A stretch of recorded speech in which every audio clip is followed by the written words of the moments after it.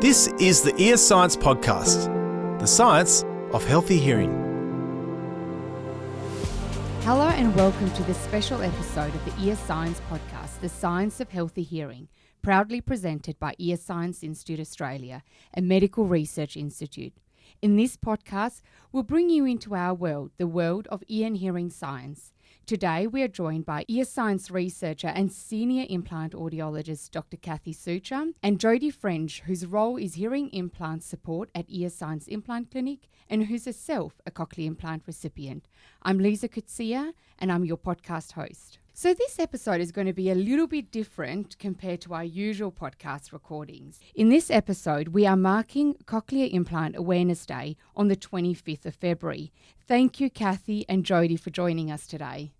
Thanks, Lisa. Thanks for having us. So last season we heard from Renelle Chester-Brown, which is one of our senior implant audiologists, and she really told us everything about implants, what is an implant, who's a candidate, and really got to the bottom of an implant. But today what we want to do is speak to both of you and actually speak to hearing health professionals for them to understand the role that they play in making sure that people get a cochlear implant. And it's so important that we speak to health professionals because we know that only 10% of those people that need an implant actually has one. So it's so important that they understand that the role that they play in making sure that more people get an implant. So Jody, we'll start with you today. You are an implant recipient yourself. Can you tell us a little bit more about your story? Yes, of course. I was born with a hearing loss and I was not fitted with hearing aids until about the age of 3. As I progressed through my life, my hearing got worse and hearing aids were constantly being optimised and upgraded. Having a moderate to severe hearing loss, which eventually progressed to severe to profound, greatly affected my life. Hearing at school was difficult and I was constantly getting tired after trying to hear all day at school. I completed year 12 but no formal qualifications after. After I left school, I found it very difficult to find employment. I was unable to use the telephone, which made job hunting difficult and job perspectives limited. My first full-time job was a traineeship arrangement where the company was paid money to employ me. My social life was also limited. When I had children, I did not attend playgroup or social events because I could not hear properly. I also had a lot of wax build-up due to constantly wearing ear molds. I regularly saw the ENT specialist to have the wax removed, which was a costly procedure. When my son was about 3 years old, the only way he could communicate with me and get my attention was to shout and squeal. I knew then something had to be done. There was no other hearing aids that was going to help me. I was eventually implanted in 2007. I did not know anything about cochlear implants until a year prior when my father had eventually discovered them. Not one single audiologist in my whole entire life ever mentioned cochlear implants to me. Jody, thank you so much for sharing that with us. It's so important that we hear the impact that hearing loss has on people's lives. And you raised two really important points. The impact that hearing loss has on you, but also that nobody ever mentioned implants. So this is such an important episode that we can raise that awareness and how important it is to mention cochlear implants at an earlier age. Yes, definitely. Yeah. Jody, as part of this podcast season, we're actually speaking to Professor Marcus Atlas and to Dr. Elaine Wong, which are both doing research into genetic hearing loss.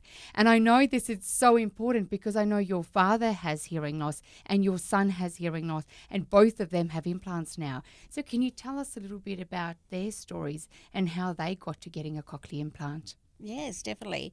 So my father suspects he was born with a hearing loss, but it was not picked up until he started school. He had 6 siblings who all talked for him. He was eventually fitted with a single hearing aid because that's all his family could afford. He was never able to hear on the telephone and had to rely on Mum to make his phone calls and inquiries. Sometimes his work would send him away and do some bush jobs. He could be away for 6 to 8 weeks at a time and would not be able to communicate with the family. My father trusted his audiologist He was not getting any benefits from his hearing aids.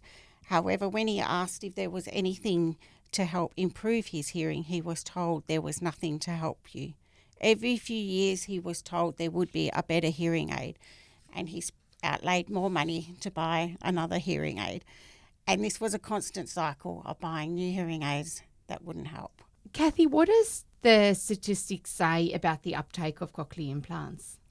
Well, it's really interesting, Lisa. In Australia, the majority of children who need a cochlear implant will get one. So it's up around over 90%. But for adults, it's a completely different story. So we're seeing that probably only about 1 in 10 adults who could benefit from a cochlear implant actually receive one. So in Australia, that's actually quite good numbers. Globally, in developed countries, that's actually even fewer than that. Cathy, as an implant audiologist, do you see this very often in clinic where a client of yours have sort of continually got hearing aids and all they needed was a cochlear implant?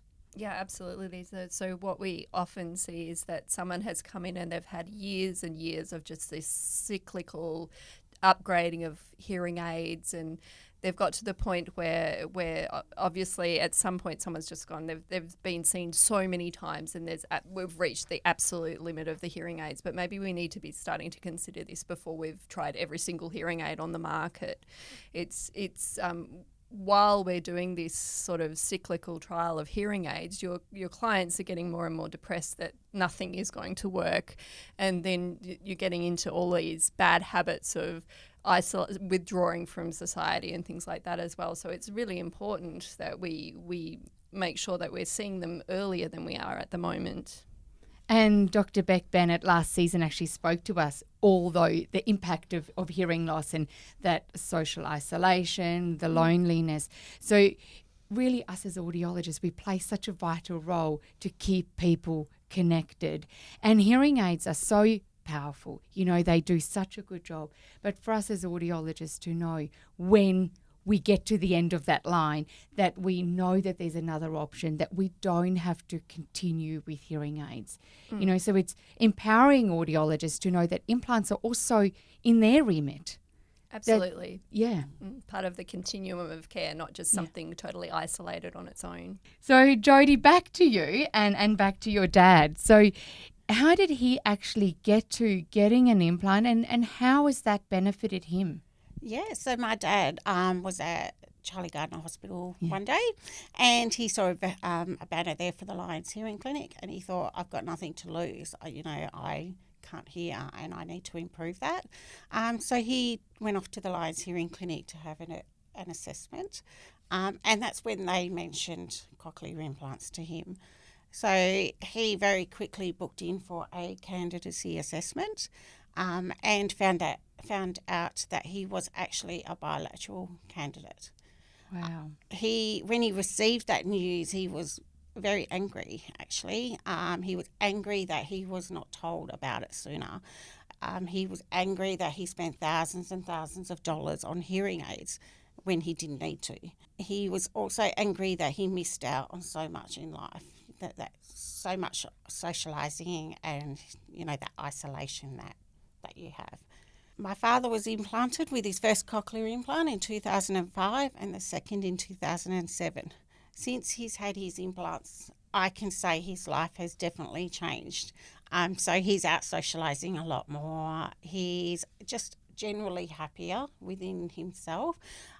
But most importantly, he can use the phone for probably the first time in his life. I can actually call my dad and speak to him on the phone. That's so special, yes, isn't it? It's something that a lot of us take for granted. And now you can call him up. And I know he's going on holiday soon. Yes. So when he's away, you can have a chat. Absolutely. We can talk to him. And his grandkids can talk to him as well. Yeah. Yes. You saw the benefits your dad received from a cochlear implant. How did that influence your journey with hearing loss? So definitely seeing the huge improvement in my dad's life, I knew it was something that I had to do, as soon as possible. So due to my father's hearing loss and my hearing loss and struggles with school, I did keep a watchful eye over my children who both have hearing loss. And when I noticed that one of my son's hearing was deteriorating and I noticed that he was struggling quite a bit at school, I brought him in straight away for a candidacy assessment, and it turned out that he was a candidate for a cochlear implant. So seeing the improvement with my father and obviously myself, I had no hesitation in having him implanted sooner than later, because I could see that the sooner you are implanted, the better the benefits in your life. Yeah, I mean, what I picked up there is the power of awareness.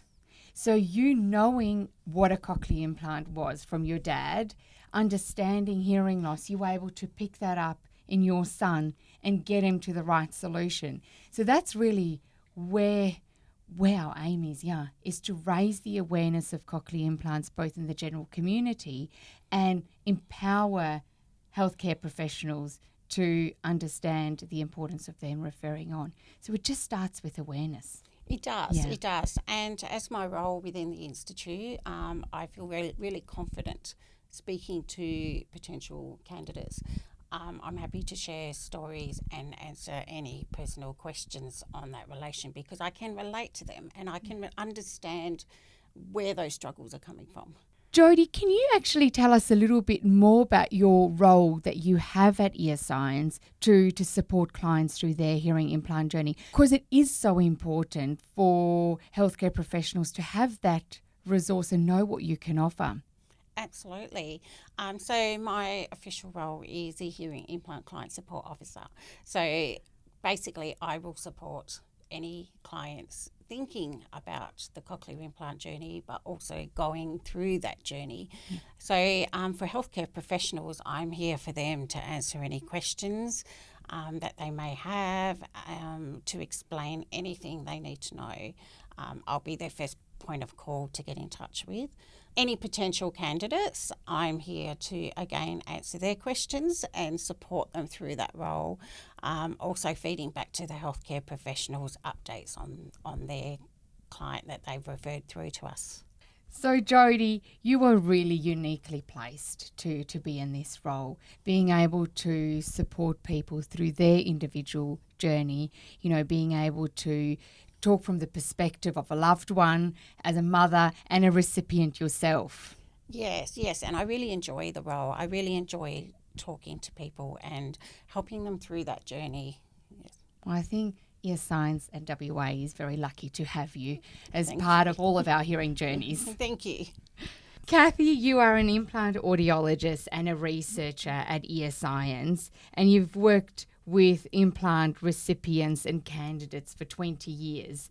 So you know exactly what Jody is talking about, and you've experienced it every day in clinic, and you've now taken that to research to see how we can actually make sure that more people get an implant, that we can support healthcare professionals to guide them on the journey that they need to take their clients or patients on. Mm-hmm. Absolutely, Lisa. So I guess working with implant recipients, I've been able to see the great benefits that people can get from an implant, but also see how they're really struggling before when they come in for an implant assessment. Like there's people that come in and they'll be in tears because we try and do a speech perception test with them and they just can't do it and they realise how bad their hearing is. So speech perception is where you test how well they understand speech or hear speech. That's correct. Yeah, exactly. So it gives us a real idea of how they're doing with their hearing aids. So so being able to see that in clinic really motivated me to try and improve the way that we are able to raise awareness of cochlear implants in general, and also improve the services and outcomes that we have for our cochlear implant recipients as well.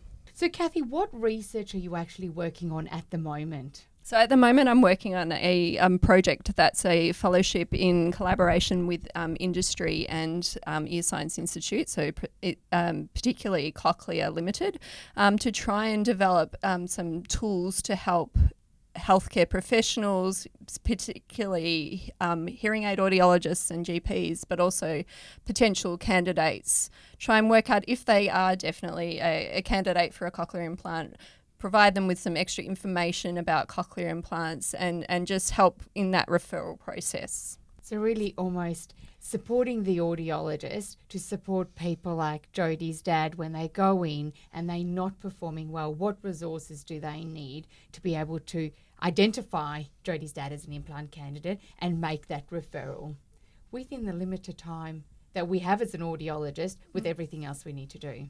So we can really see from our appointment observations that all of our audiologists care substantially for their clients, and they're really trying to do the best that they can in the limited amount of time that they have possible. So being able to provide some of these resources is really going to facilitate that management process better.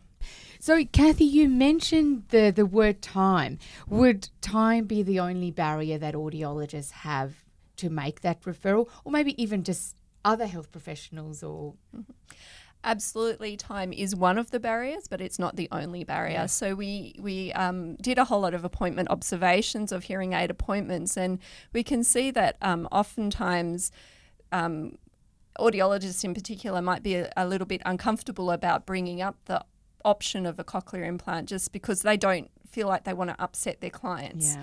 But as you've heard from Jody, her father was actually upset because it wasn't brought up. So we need to just be really careful about making these assumptions that people don't want to hear about something, and maybe just trying to introduce it in the topic in a really calm and informed manner that won't. It might shock your client, but if we bring it up early enough, then perhaps we're not going to be totally blindsiding them by the fact that we're talking about a cochlear implant. And so we've also had a PhD student, Azadeh, who was working on a number of, on a project to look at what other barriers there were to referring for cochlear implants. And we've definitely found that things like fear of surgery and age maybe, or health status might be some of the other barriers that are coming up in terms of whether or not someone would be referred for a cochlear implant.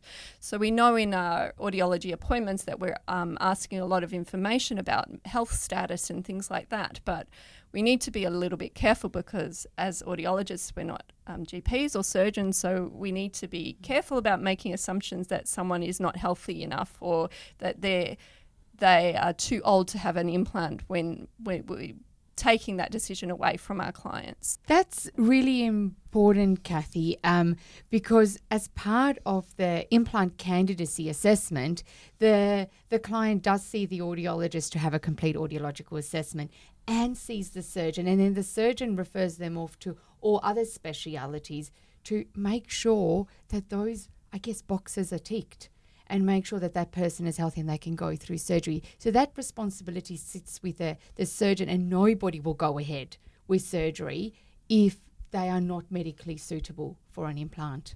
Absolutely. There's a really strong process that we go through in order to determine if someone is both audiologically and medically suitable for a cochlear implant. So we're not going to implant someone who isn't medically suitable, but there are a number of medical conditions that you can have that don't preclude you from having a cochlear implant as well. So, Cathy, it's important that people know that we're going to go through these steps, and they don't need to know the intricacies of everything that we're going to go through. Just to have the confidence to pick up the phone and say, Jody, I think I have a candidate, and then you will guide them through the process. So, Cathy, you spoke a little bit earlier about how you observed appointments. You've also been interviewing some candidates and audiologists as part of your research. What have they told you about how they felt when their clinician first brought up or mentioned cochlear implants as an option for them? So, well, absolutely. There's been some really interesting responses to that. We get a bit of a range. There's some people who are absolutely relieved that finally someone has said something to them and there's an option out there, and that their hearing aid is not the end of the line for them, because they can be quite distraught about that. There's some people that are a little bit shocked, but they think that they knew their hearing was getting worse and it was a possibility, but it was good to know that it was there, but they were still a little bit shocked about it. And then other people where it's just come out of the blue and they've been quite surprised by it. And then oftentimes for those people, their immediate reaction has been, oh, no, that's not for me. My hearing's not that bad. So I think you get the full range of responses, but I think by bringing it up earlier, maybe we can reduce some of those reactions where it's such a shock to the system, perhaps. And it was really interesting, actually, in the opposite for the audiologists who we interviewed. There were a number of audiologists who were just so worried about the fact that they might refer someone for a cochlear implant and it might not go well. So obviously we know that there are a lot of these, there can be some variable outcomes with cochlear implants, and you may have seen these in your own practice. But we're doing lots of research into working out what type of factors are causing these variable outcomes, and that's only improving as we move on in time. That was a lot of information, Cathy. And what I want to now get to is, you've done all these observations, you've got your own clinical experience in actually delivering the service, and also the spectrum of what you said, how people feel when cochlear implants were first brought up. Some people are sort of so relieved and other people are shocked. Can you tell me now how you as a clinician or ear science or your research, what resources and tools are you now developing to actually support us as audiologists in clinic to better help our clients? Because hearing all this information, I go, okay, well, now I need to bring it up, but how do I do that? Absolutely. We're developing a number of different tools. One of them is a tool called the Hearing Stages tool, which we are going to be using in our clinics to try and help start as a conversation starter, basically to raise awareness that there are a number of different hearing management options across the full range of hearing losses. And so of the different stages of hearing loss, yes, as your hearing progresses, there are different options. Absolutely. And so by showing clients early that there's these range of different management options, we're empowering our clients because we're giving them the option of being able to look up additional information about that externally to the appointment. But we're also just raising that awareness that it's an option if their hearing does deteriorate. So if that happens, then it's not going to be a massive shock by the time that they're a candidate for a cochlear implant that all of a sudden this gets brought up because they're already aware of it. And we're also looking at developing digital tools to try and provide all the information that people are looking for about cochlear implants all in one place, because at the moment you can find a little bit of information here, a little bit of information there. It might not always be accurate information as well. For example, a lot of people, the only awareness they have of cochlear implants is maybe those switch-ons that you see of little babies where the baby starts crying, and everyone thinks... We've all seen those. Yeah. They're very cute. So we need to make sure that people are able to access all of the information about cochlear implants all in one trustworthy site. So that's another aim of the project that we're doing at the moment. Something that I'm really picking up there, Cathy, is this sort of empowering the client or the potential implant recipient or candidate to know their options, and giving, putting some of that onus onto them to actually know about an implant and bring it up to the audiologist. Absolutely, because what we did see in some of the appointment observations that we did was that the clinicians are very aware that a cochlear implant is an option, but maybe that option is not front of mind when they've got all the other stuff that's going on in the appointment. And so by raising that awareness with the potential candidate, you're definitely empowering them to bring up that discussion with the audiologist if the audiologist isn't front of mind for the audiologists themselves. But also then if you have an audiologist that's not perhaps particularly interested in discussing cochlear implants, it kind of forces that discussion a little bit as well by having some of these tools. Jody, how do you think that would have been for your dad, having, being given something one of these tools or having access to one of these tools and him being able to sort of trailblaze his pathway to getting a cochlear implant? I think it would have been amazing. Yeah. I know my dad would have had his cochlear implant a lot earlier had he known about it. So had he seen these tools and been able to do his research and know about it, he definitely would have been able to make that choice for himself sooner rather than later. Which is so powerful. And I really, hearing or healthcare in general is really going that way, isn't it? Where we are all more empowered to take control of our own healthcare and seek out the paths that suits our needs. And hopefully through this process we can get the resources to the audiologists that they can help people down that path. Absolutely, because we all know that our audiologists care an immense amount for their clients, but it's just being able to have these tools to facilitate that discussion as well it's really important.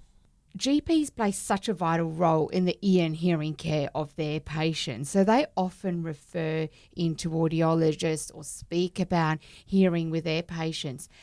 Are these resources going to include resources for GPs or support for GPs and how they may better help their patients? Yeah, absolutely, Lisa. We know that GPs can be a great source of referral, particularly for people who may have given up on their hearing aid journey and still have a significant hearing loss, but they've not going in to see their audiologist anymore, so they can't be told about an implant through their audiologist. So definitely we're looking at trying to make some of these resources available for GPs. We know that GPs' appointments are crazily busy, even more so than hearing aid appointments. So we're looking at a different option maybe for some of these resources for GPs, maybe to have some of them in waiting rooms and things like that.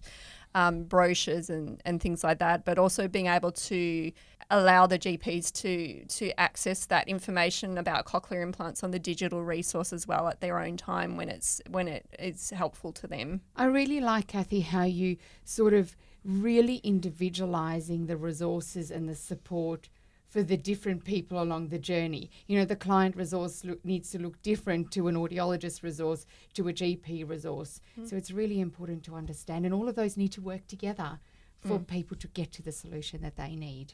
Absolutely. There's no silver bullet. I've had many discussions about this at Cochlear. There's no silver bullet to trying to improve awareness and referral for cochlear implants. We need to individualise it to all the different stakeholder groups. So, Cathy, it does seem like there's a lot of research still happening. Where can we, you know, as an audiologist or a health professional, where can I find up-to-date resources as these become available? So at the moment, obviously, I'm still in the process of developing the tools as part of my project that I've discussed already, but we know that there's a lot of really good resources. For example, on the Ear Science website, we've got the Audiologist Hub and the GP Hub. And we also have, you can go and talk to the Ear Science Implant Clinic clinicians and staff, and particularly Jody. She's a vital resource, and through my focus groups, the audiologists who've used her have found her extremely helpful. So there's also sites like the Cochlear Engagement Team that I know other audiologists have found really helpful as well. And coming out fairly soon will also be the Australia and New Zealand guidelines for the clinical care of adults with significant hearing loss. So that will be something that's going to be really important for audiologists to look up as well. So, Jody, at Ear Science Implant Clinic, the largest private implant program in Western Australia, you have really guided many people through their hearing journey. What are the comments you're getting from people once they get their implant? I'm getting a lot of really positive comments, and people are really, really excited that they can go out, they can hear their family, they can have a meal with their loved ones and actually be able to have a conversation across the table. And one of the other big comments I do get is that they wish they knew about it sooner.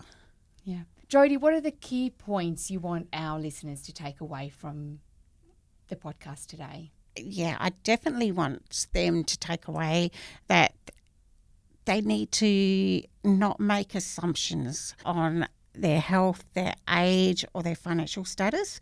And we need to empower our clients to make that decision. That's their decision to make, and they need to be able to make that decision for themselves. So really you say, give them the information and then it's their decision to make. Don't hold that information back. Absolutely, absolutely, because we go back to my father, who actually asked the audiologist, is there anything else? And they said no. So they took that decision away from him, and he suffered for a long time because of that. I'll just also comment, Jody, you're working in Perth, WA, but we will add to the show notes some other implant programs across Australia as well. But if you need to reach out to us and to be able to navigate to get to the right clinic, we are able to support. Cathy, your research is just wonderful. I love working with you, and I love the path we're taking, and hopefully we can change that number from 10% to 100%, and everybody that needs an implant actually get one. What are your key takeaways? So I think my key takeaways are, remember the impacts of a significant hearing loss on your client. So it can have social, it can have financial, it can have emotional, mental health implications. So it's really important that if a cochlear implant could be a potential option for someone, that you bring it up with them. Don't take away their choice from them by deciding that it's not for them. Thank you so much, Cathy. Thank you, Jody. That was just wonderful. Thank you for joining us today. Thank you. Thanks. We acknowledge the traditional custodians of the land that we are recording this podcast on, the Whadjuk people of the Noongar Nation, and the land on which you're listening from. We pay respects to Aboriginal elders past, present and emerging. If you've enjoyed this episode, let us know by rating and reviewing this podcast or sharing it with a friend or family member. Make sure you're subscribed so you won't miss an episode. To view this episode as a video with captions, visit the Ear Science YouTube channel or our website www.earscience.org.au/podcast. You can also visit our website to suggest a topic for a future episode, for links to more information and all the research papers on this topic that we have discussed today. This podcast provides information of a general nature and does not constitute medical advice. The producer of the Ear Science podcast, The Science of Healthy Hearing, is Emma Ireland, with sound engineering and editing by myself, Dan Vandermeer.